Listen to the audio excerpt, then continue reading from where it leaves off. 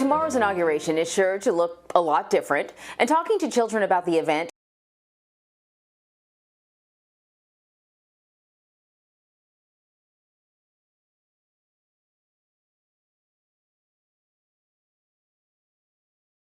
So tomorrow's inauguration is sure to look a lot different, and talking to children about the event could bring So tomorrow's inauguration is sure to look a lot different, and talking to children about the event could bring some challenges. With thousands of National Guard troops standing by and the National Mall empty to all but flags, parents can still take steps to make sure that children really understand the significance of this historic day. For more insight now and tips is parenting and education expert Dr. Karen Aronian. Thank you so much for joining us. This has been such a dicey time to talk about politics with kids, and not that you choose to talk politics with your child, but it has been everywhere for the past 4 years, and definitely the last year in particular. Kids have been home from school, parents are working from home, so they might just sort of absorb this stuff in a way that they never had before. But tomorrow is a huge day, and you say that all children should be watching the inauguration tomorrow. At its core, why is this event something that you think is crucial for kids to watch? Yes, Anne-Marie, it's a teachable moment. It's an incredible teachable event, and it is going to be an historically significant, beautiful event that will bring us forward now with healing, with unity, coming together in this nation. We have this opportunity here to share this occasion after so many harrowing events that have happened this year. So considering the insurgents at the Capitol, considering the pandemic, this is our time right now to bring our country together, and with so much fanfare and beauty that the inaugurations have always represented. So it is a streaming, teachable happening that we have to be a part of. So whether we do it in our home or we do it in our schools, we want to share this with our families and with our children right now. There's no doubt that sort of the official broadcasting of the inauguration is probably aesthetically going to look beautiful. But we know that the nation's capital is under a lockdown. There's been sort of wall-to-wall coverage about the number of troops that are there. And the expectation is this will be a smooth transition of power, but the reason that the troops are there is because we don't know what's going to happen. So how do you address that with your kids if they know that there is tension in the nation's capital on this historic day as well?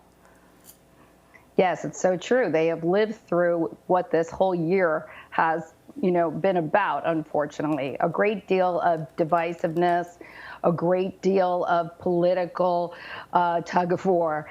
And right now we are going to be witnessing, the peaceful transfer of power. And we are going to have the children, seeing this represented by their state officials, by our President-elect Joseph Biden, by our Vice President-elect Kamala Harris, and they're going to see that we're coming back together again. But yes, they have already witnessed and been a part of what has happened in this nation. There are going to be necessary protocols to keep any violence at bay. And I would, reference by saying there has been, unfortunately, precedents that have led up to this. So they're very aware and they're attuned. Luckily, we have received so much good information from our schools. And ask our kids at this time, what is it you're thinking about with regard to the inauguration? What are some things you expect to see? Why are those military present there? What is the importance of that? And, they have so much to share. So let's take their lead. They've already had many conversations in the school and with their peers. So let's see what they know first off. Let's fill in with facts. And again, let's keep it on what it is, a step forward, an olive branch, and our bridge to our future. I feel like, when it comes to the political conversation, it's just become, so negative, such harsh language, rude language that we're using. And kids are, they're hearing it on TV during the election, every once in a while, because we had so many political ads on TV. My kid would just like come out with a line about, one candidate or another. And I would kind of have to be like, don't say that outside of the house, or try to explain that this is a commercial and they're doing it, sort of to influence people. I'll give you actually a perfect example of something that happened with me. My child, like many kids, watch a lot of videos on YouTube. She stumbled across a video and explaining something about a political story.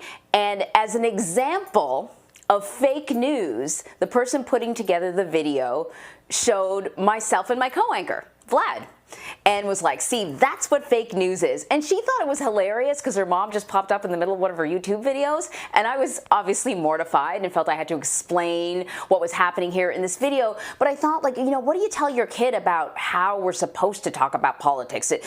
Don't say certain things in the playground. Just what advice do you give a kid that really only has a limited understanding about, all of this stuff?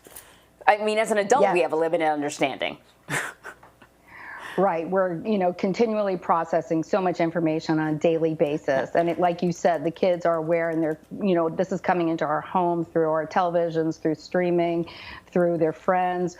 And again, when they hear something that is completely inappropriate or totally off base, yeah, you can hear it, but you don't repeat it, right? And what would you do in a situation like that? What do you think of that? Mm-hmm. And so often they already know. They have the answers. They've been raised right. They have listened to their, leaders and their family members and their school community. And they have significant ways of bringing this information through and, processing it correctly. So I have a lot of faith in the children, quite frankly.